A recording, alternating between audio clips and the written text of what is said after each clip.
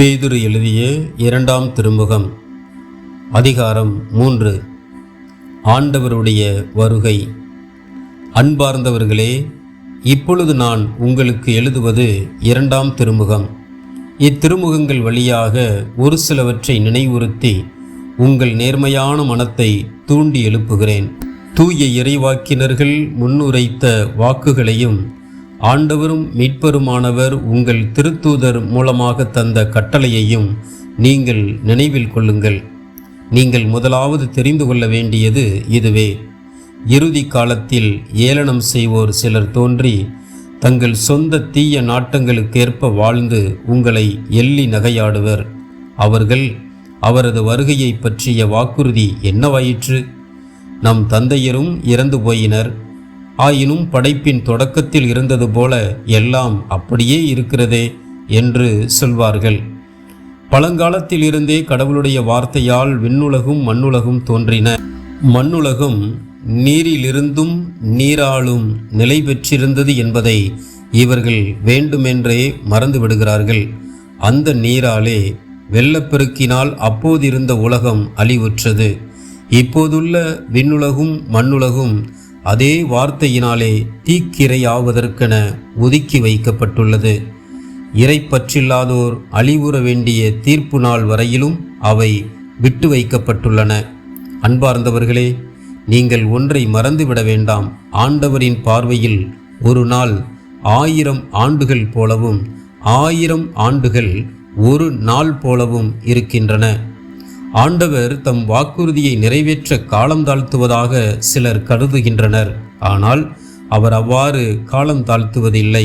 மாறாக உங்களுக்காக பொறுமையோடு இருக்கிறார். யாரும் அழிந்து போகாமல் எல்லாரும் மனம் மாற வேண்டும் என விரும்புகிறார். ஆனால் ஆண்டவருடைய நாள் திருடனைப் போல வரும். வானங்கள் பெரும் முழக்கத்துடன் மறைந்தொழியும். பஞ்சபூதங்கள் வெந்துருகி போகும். மண்ணுலகும் அதன் செயல்களும் தீக்கிரையாகும்.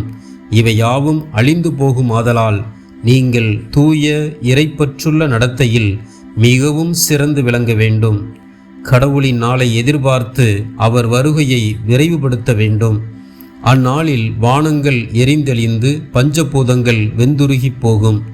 அவர் வாக்களித்தபடியே நீதி குடிகொண்டிருக்கும் புதிய விண்ணுலகும் புதிய மண்ணுலகும் வரும் என நாம் எதிர்பார்த்து கொண்டிருக்கிறோம்.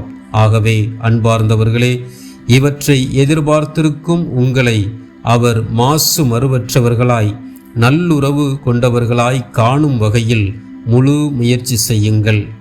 நம் ஆண்டவரின் பொறுமையை மீட்பு என கருதுங்கள். நம் அன்பார்ந்த சகோதரர் பவுலும் தமக்கு அருளப்பட்ட ஞானத்தின்படி இவ்வாறுதான் உங்களுக்கு எழுதியுள்ளார். தம்முடைய திருமுகங்களில் இவை பற்றி பேசும்போதெல்லாம் இவ்வாறே அவர் சொல்லுகிறார். அவருடைய திருமுகங்களில் புரிந்து கொள்வதற்கு கடினமானவை சில உண்டு. கல்வி அறிவில்லாதவர்களும் உறுதியற்றவர்களும் மறைநூலின் மற்ற பகுதிகளுக்கு பொருள் திரித்து கூறுவது போல் இவற்றுக்கும் கூறுகின்றனர்.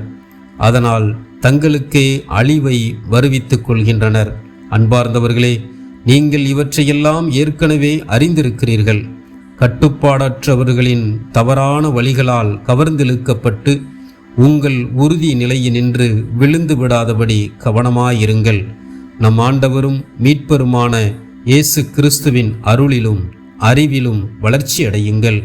அவருக்கே இன்றும் என்றென்றும் மாட்சி உரித்தாகுக. ஆமேன்.